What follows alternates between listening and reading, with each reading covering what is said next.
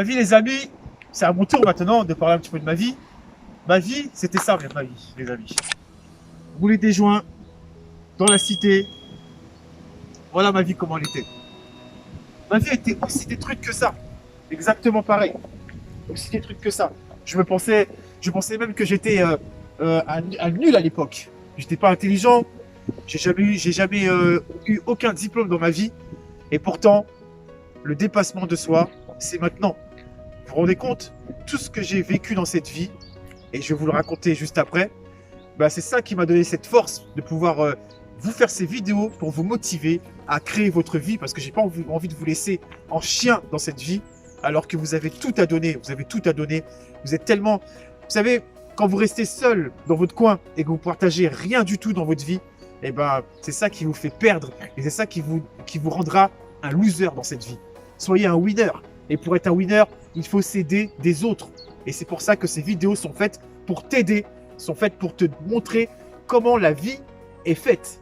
Ma vie avant, c'était ça. On va commencer direct. Hein. Moi, ma vie, c'était avec mon père. Mon père a quitté la maison à l'âge de 15 ans. J'avais que 15 ans quand il a quitté la maison.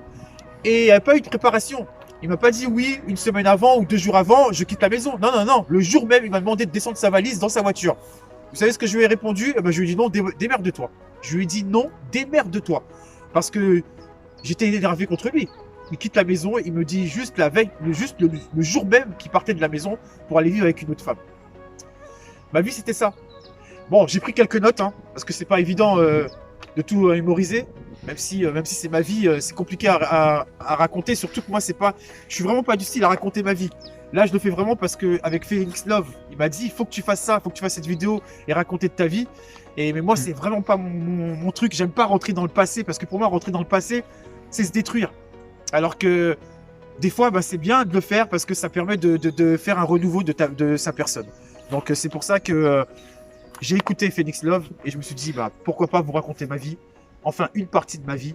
Vous en saurez plus après. Si cette vidéo fonctionne et que vous aimez ce qu'on fait, il n'y a pas de problème. D'ailleurs, si vous voulez retrouver Phoenix Love sur Instagram, je vais laisser justement le lien, juste la petite photo là. Vous allez voir là, juste là, la petite photo là ici là. Voilà. Donc, les amis, à l'époque, revenons à nos moutons, je faisais beaucoup de conneries. Je volais dans les magasins. Je suis devenu un bagarreur. Car je n'avais plus à la maison cette personne qui arrivait à me maîtriser, à me canaliser, à me contrôler, pour m'empêcher de partir dans un fracas de méchanceté. Par la suite, je suis tombé dans le cannabis à l'âge de 15 ans. J'étais avec des amis d'enfance et moi-même, on était toujours défoncés H24. Toujours défoncés H24. Et en plus de ça, on rajoutait de l'alcool par-dessus. On buvait beaucoup. Énorme. Et je tenais à dire cette phrase-là, c'est lorsque vous avez des personnes qui font la même chose que vous, on a tendance à s'y rapprocher. C'est normal, c'est humain. Dis-moi que tu fréquentes et je te dirai que tu es. Pour ma part, je suis tombé dans la drogue dite douce, mais pour moi, elle est loin d'être douce cette drogue. Parce que cette drogue m'a bloqué dans ma vie, dans beaucoup de choses.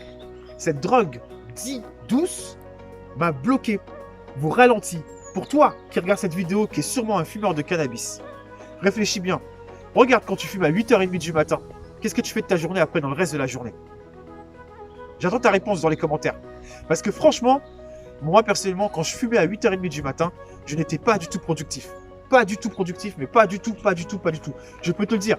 Et ça, si tu ne fais pas ce changement dans ta vie, pour pouvoir enfin enlever ce qui te bloque, ce qui t'empêche d'avancer dans cette vie, tu n'arriveras pas, mon gars. Je te le dis. Ça, il faut absolument que tu le dépasses. Je crois que ça a été facile. Ça n'a pas été facile. Hein. Je vais te le dire, moi, ce qui s'est passé pour moi, 4 jours. 4 jours, les amis. 4 jours à souffrir dans mon lit et à transpirer. Compliqué. Très compliqué. J'avais juste envie de prendre ma voiture, aller trouver la première cité qui s'y trouvait, et pouvoir aller comme on disait dans notre jargon, pécho un joint, pécho un 20 ou un 25. Je vous assure les amis, j'ai rumé pendant 4 jours dans mon lit, je pouvais rien faire du tout, que dalle. C'est ça, quand vous voulez vraiment le dépassement de vous, c'est ça, c'est dans le plus profond de vous que ça se passe. Vous passez par des sensations de transpiration, vous vous réveillez en pleine nuit, Vous pensez à faire quoi? Fumer un joint. Il n'y en a pas. Vous faites quoi? Eh ben, vous essayez de trouver des autres méthodes. Faites du sport. Vous essayez de vous intéresser à d'autres choses. Et c'est pour ça que je suis tombé sur YouTube et que j'ai commencé à faire ma chaîne YouTube pour vraiment m'extérioriser. Et j'ai vu que ce qui me menait à une perte aussi violente, c'était cette drogue. C'était ce THC, pardon, que je mettais dans mes neurones. Vous vous rendez compte, mes neurones si précieux pour notre développement, moi je le bousillais avec la fumette. Vous vous rendez compte de ça? Si tu fumes, réfléchis bien si tu fumes.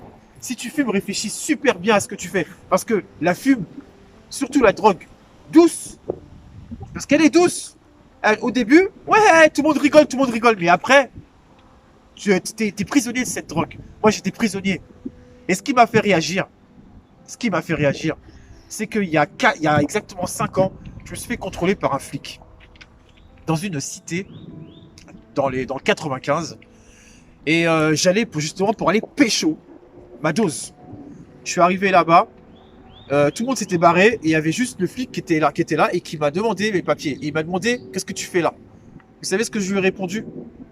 Je lui ai répondu simplement, je suis là. 2 fois il m'a posé la question, je lui ai répondu la même chose encore, je suis là. Que voulez-vous que je le dise? J'allais pas dire ouais je viens pécho, je viens prendre ma petite dose, j'allais pas dire ça. C'était impossible pour moi, c'est impossible. Il m'a laissé repartir.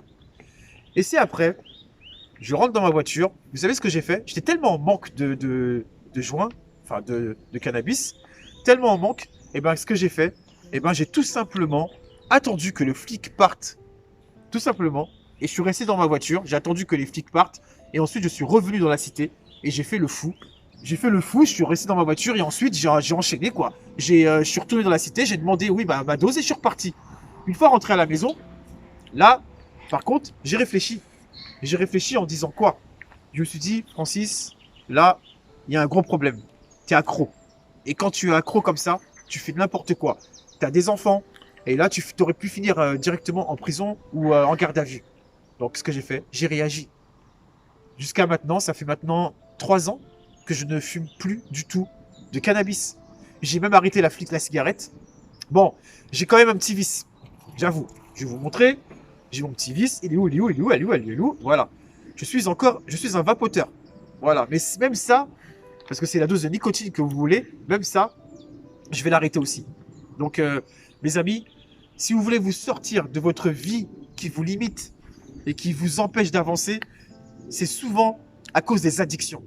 Et ces addictions, que ce soit l'alcool, les drogues douces, les drogues dures et d'autres encore, il faut enlever ça de votre vie. Parce que les trucs qui sont là-dedans, là, dans votre cerveau, si précieux, vos neurones, sont en train de disparaître et ne reviendront jamais. Elles seront perdues à vie.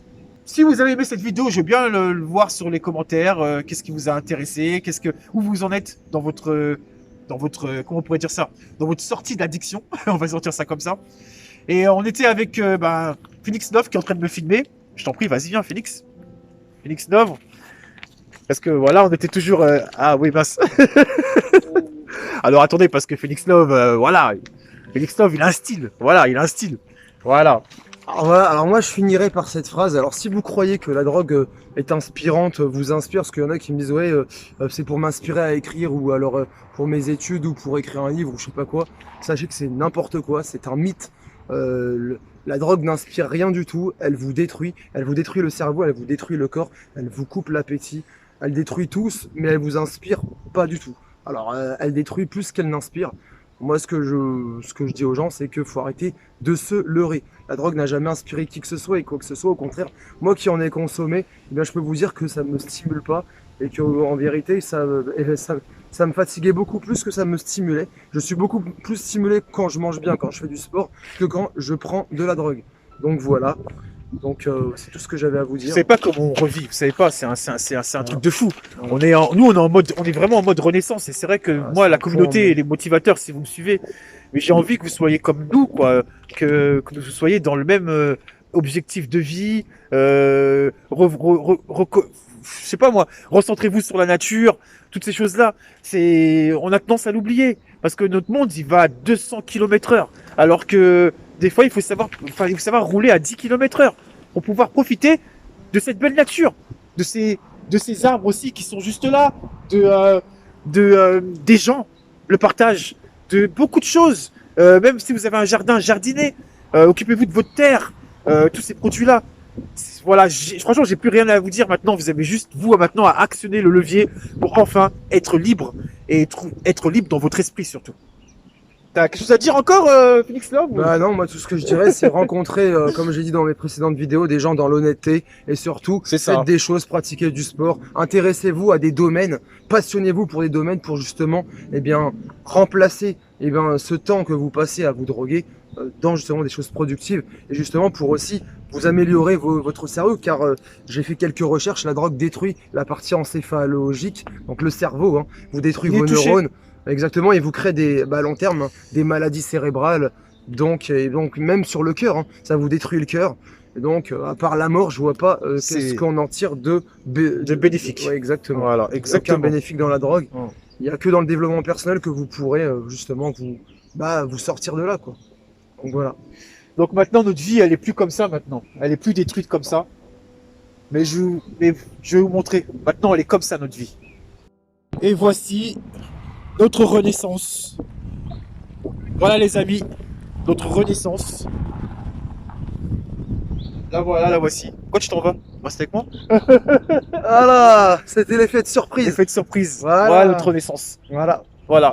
Et comme on parlait de l'eau, ça fait une semaine avec Félix Nov que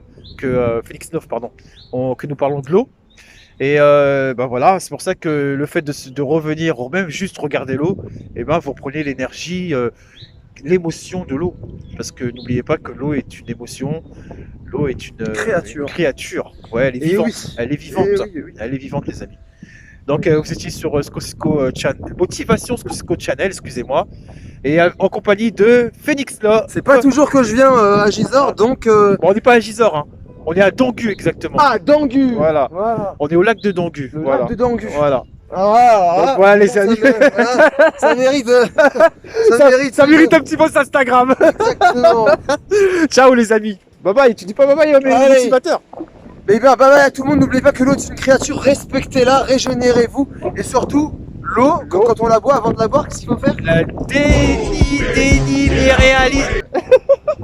Qu'est-ce qu'il faut faire avec Il faut la redynamiser, la revitaliser. la N'oubliez pas, revitaliser, c'est très important. et puis aimez-la, parce que c'est comme ça que vous allez voir votre eau, elle va être de plus en plus bonne à boire, quoi. Salut les amis. Where are you?